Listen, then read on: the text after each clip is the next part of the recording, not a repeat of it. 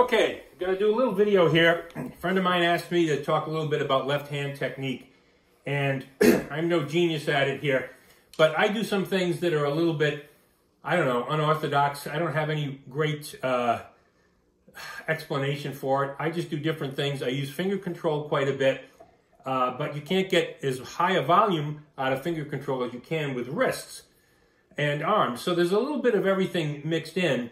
And my friend was particularly interested in how this relates to the way I do single strokes. So I'll show you some of what I do because, and again, there's no right or wrong. This is just what I do, works for me. And in terms of speed on single strokes, you know, I don't need to go 800 miles an hour. Nobody does. I have plenty of speed in single strokes for anything that I would ever need to do. But it's always fun to try to do a little more just for my own, just fun to see how far I can push myself.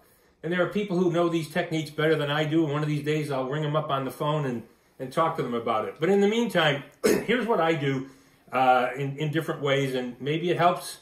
I'll explain as I go along. So I use the rebound. And rebound is very important here because that's what the drum head's supposed to do. It's supposed to give you help. It helps you work. You don't have to work as hard. You let the drum head do some work. You know, let that stick come down, bounce off the head, and come up. Now, there's a bunch of different ways to do things. And again, I'm a traditional grip guy, so this is my grip right here. And a lot of things I do with singles for finger control is between that middle finger and the fourth finger. And then sometimes this index finger and the fourth finger, mostly the index and the fourth, just to keep the stick from traveling too far so I can control it better. Use the rebound. Kind of kick up with that fourth finger.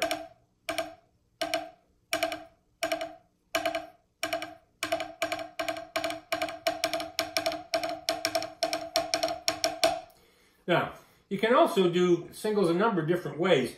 There's no right or wrong here. You can control the stick a number of ways. You can control it with your thumb. Here's an example. My hand's wide open there, but that works. You can control it with the index finger. And then you can do something that is probably a little bit of a combination of different techniques, molar and other things, but where you kind of turn your hand over. And I kind of liken it to when we were kids, you have these little paddle ball dealies, which is a little paddle with a, you know, a elastic kind of rubber band and a rubber ball on the end. And you could just kind of go, you know, like this, and it would kind of work itself.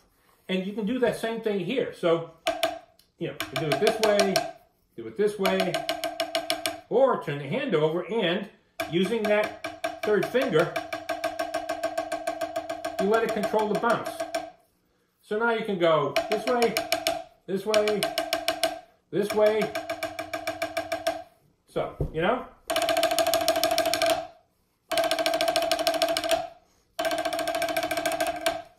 Now, if you want to get a little more volume in when I'm in this,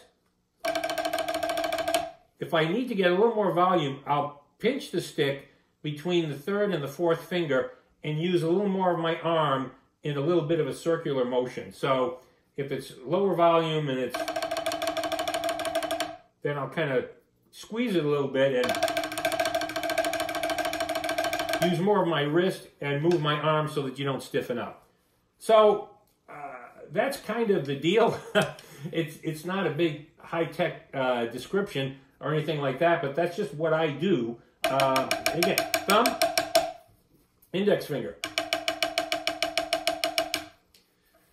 the bouncy ball, and larger volume with that. Hi, buddy. This is Reggie. Reggie came in to say hi and see what's going on.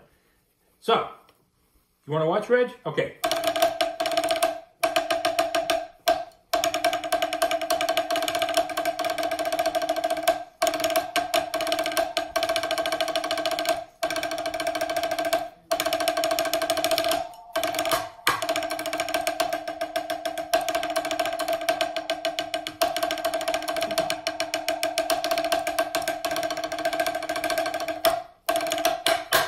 So, hopefully that helps a little bit.